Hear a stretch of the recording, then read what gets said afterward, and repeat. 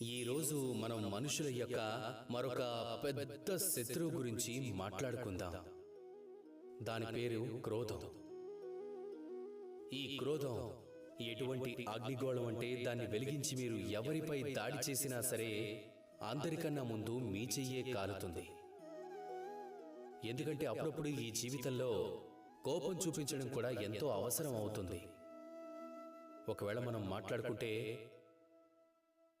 ఆ కోపం నిజానికి ఎప్పుడు మంచిది అంటే మనం ధర్మం వైపు నిలబడి అధర్మానికి విరుద్ధంగా నిలబడినప్పుడు, నిజం కోసం నిలబడినప్పుడు, కేవలం భూమి మంచి కోసమే ఆలోచిస్తున్నప్పుడు, మీ ప్రియమైన వారి గురించి ఆలోచిస్తున్నప్పుడు అప్పుడు కోపం రావడం సాధారణం కూడా, అలాగే అనుచితం కూడా కాదు.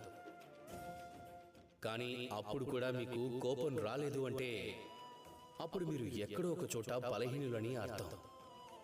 ఈ క్రోధం అనే దాన్ని శత్రువు నుంచి మిత్రుడిగా మార్చుకోవాలంటే మీరు పరిస్థితిని అర్థం చేసుకోవడం, వివేకం, అలాగే ఓర్పు, ఈ మూడు అవసరం అవుతాయి.